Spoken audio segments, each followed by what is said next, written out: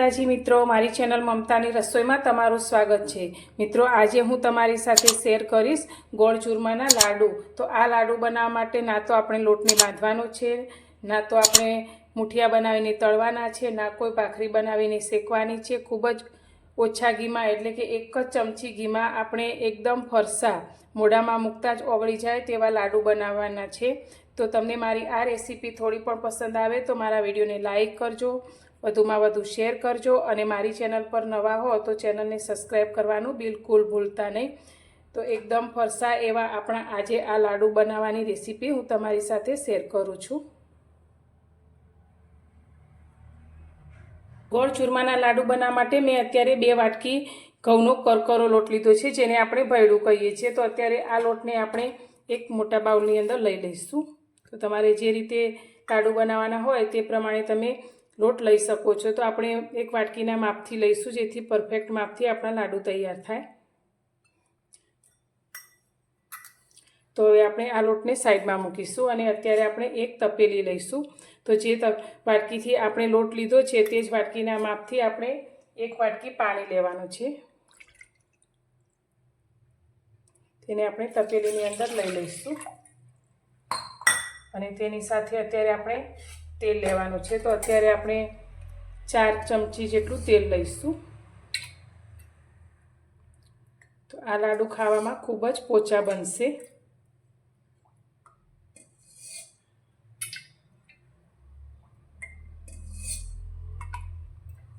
હવે આ પાણીને આપણે ગેસ પર રાખી અને થોડું ગરમ કરીશું। પાણીને બહુ ઉકાળવાની જરૂર નથી, પણ થોડું ગરમ થાય ત્યાં સુધી આપણે તેને ગેસ પર રાખીશું। પાણીને આપણે ગરમ કરી લીધું છે। તો હવે આપણે જે લોટ લીધો છે તેને પાણીની અંદર લઈ લઈશું। તો અત્યારે આપણે 2 વાટકી લોટ લીધો છે, સાથે 1 વાટકી પાણી લીધું છે અને 4 ચમચી જેટલું તેલ લીધું છે। તો પરફેક્ટ માપથી આપણે આજે લાડુ બનાવીશું। તો તેને આપણે સારી રીતે મિક્સ કરીશું। તો તમે ક્યારે આ રીતે લાડુ ના બનાવ્યા હોય તો એકવાર જરૂરથી બનાવજો। ખૂબ જ ઓછી મહેનતે અને ખૂબ જ સરસ એવા લાડુ બનીને તૈયાર થશે।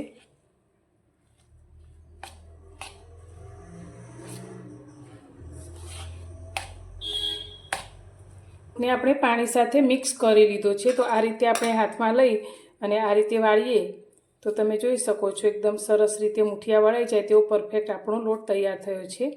તો આપણે જે તળવા માટે મુઠિયા તૈયાર કરીએ અને જે રીતે લોટ તૈયાર કરીએ તેવો જ લોટ આપણો તૈયાર થયો છે, આ રીતે એકદમ પોચો। તો હવે આપણે એક પ્લેટ લઈ લઈશું। તો તમારે જે પ્રમાણે લોટ લીધો હોય તે પ્રમાણેની થાળી લેવાની છે। તો અત્યારે આપણે મીડિયમ સાઇઝની થાળી લીધી છે, તેમાં આપણે 1 અડધી ચમચી જેટલું તેલ લઈ લઈશું અને તેને આ રીતે ગ્રીસ કરી લઈશું।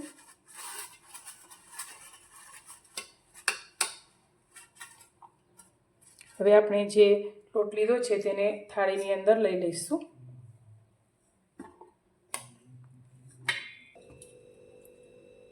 હવે આ લોટને આપણે આ રીતે હાથથી થોડો દબાવી અને બધી બાજુ સરખી રીતે ફેલાવી લઈશું।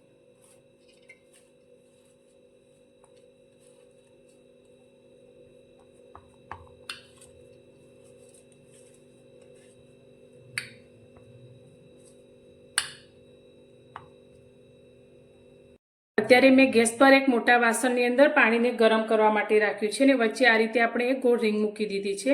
હવે આપણે જે થાળીની અંદર લોટ તૈયાર કરીને રાખ્યો છે તે થાળીને આપણે આ રીતે અંદર મૂકી દઈશું।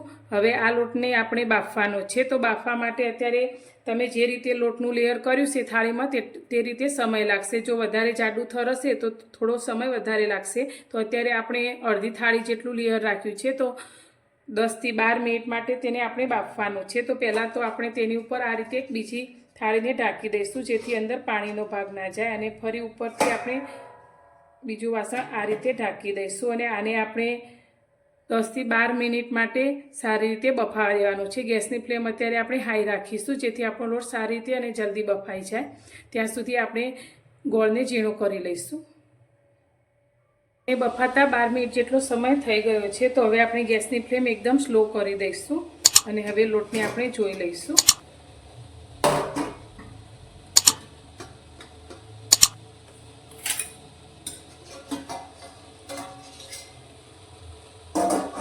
તો હવે લોટ આપણો સારી રીતે બફાયો છે કે નહીં તે જોવા માટે અત્યારે આપણે આ લોટમાંથી થોડો લોટ આપણે એક નાની પ્લેટની અંદર લઈ લઈશું.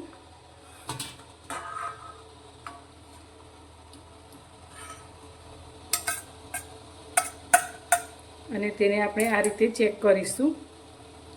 તો એકદમ સરસ રીતે છૂટો થઈ ગયો છે. તો આપણો લોટ સારી રીતે બફાઈ ગયો છે. તો હવે ગેસની ફ્લેમ અત્યારે બંધ કરી દઈશું. તો તમે જોઈ શકો છો લોટ આપણો આ રીતે છૂટો થઈ ગયો છે અને સારી રીતે બફાઈ ગયો છે. તો હવે ગેસની ફ્લેમ બંધ કર્યા પછી લોટને આપણે થોડીવાર માટે ઠંડો થવા દઈશું. લોટ આપણો ઠંડો થઈ ગયો છે. તો હવે તેને આપણે આ રીતે કાઢીશું. તો અત્યારે આપણે એક બીજું વાસણ લઈ લઈશું મોટું, અને તેની અંદર આપણે અત્યારે આ બફાયેલા લોટને કાઢી લઈશું.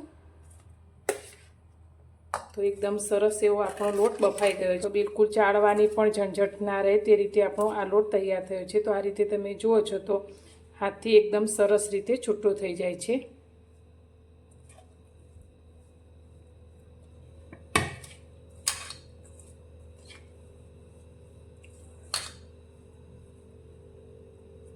બફાયેલા લોટને આપણે એક વાસણમાં કાઢી અને આ રીતે હાથથી છૂટો છૂટો કરી લીધો છે. તો તમે જોઈ શકો છો એકદમ સરસ એવું ચૂરમું આપણું બનીને તૈયાર થયું છે.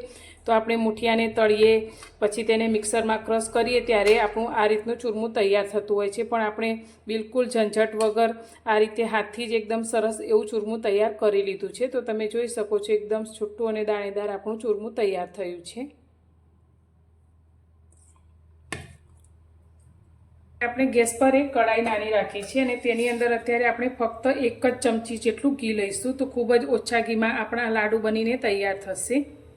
તો અત્યારે આપણે ગોળના લાડુ બનાવીએ છીએ. તો અત્યારે આપણે અડધી વાટકી જેટલો ઝીણો કરેલો ગોળ લીધો છે. તો 2 વાટકી લોટની સાથે અત્યારે આપણે એકદમ ઝીણો કરેલો ગોળ લીધો છે, અડધી વાટકી જેટલો. તો તમે તમારા મીઠાશ પ્રમાણે ગોળને થોડો વધારે પણ લઈ શકો છો, પણ આટલો ગોળ પરફેક્ટ રહેશે.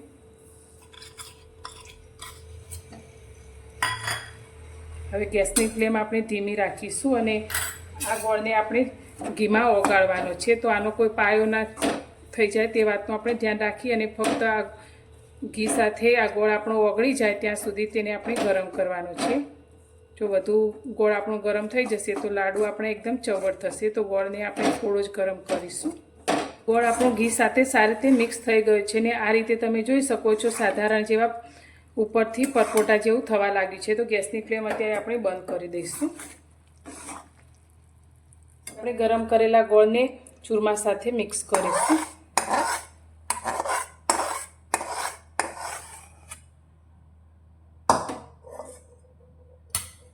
અત્યારે ગોળ આપણો ગરમ છે એટલે આપણે આ રીતે તેને તવેતાની મદદથી મિક્સ કરીશું. હવે લાડુમાં આપણે ફ્લેવર માટે અત્યારે 3 થી 4 ઇલાયચીને આ રીતે મેં ખાંડી અને ભૂકો કર્યો છે તે અંદર લઈશું.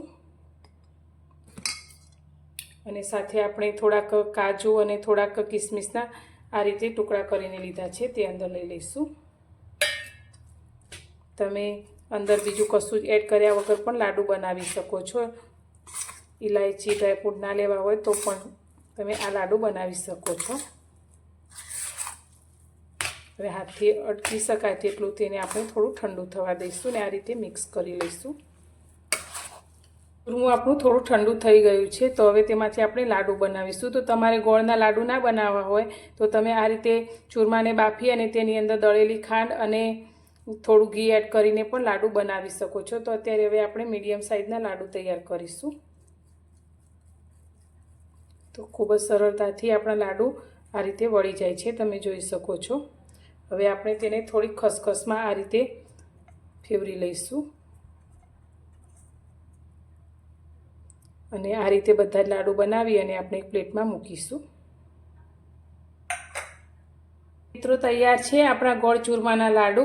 તો એકદમ પોચા રૂ જેવા મોઢામાં મૂકતા જ ઓગળી જાય તેવા આપણા આ લાડુ બનીને તૈયાર થયા છે, કોઈ પણ મહેનત વગર, ઝંઝટ વગર. તો તમને મારી આ રેસીપી કેવી લાગી? જો પસંદ આવી હોય તો વિડીયોને લાઇક કરજો, વધુમાં વધુ શેર કરજો અને મને કોમેન્ટમાં જણાવજો કે તમને મારી આ રેસીપી કેવી લાગી અને તમે મારા વિડીયો ક્યાંથી જોઈ રહ્યા છો. અને ચેનલને સબસ્ક્રાઈબ કરવાનું બિલકુલ ભૂલતા નહીં. તો ફરી મળીશું એક નવી રેસીપી સાથે નવા વિડીયોમાં.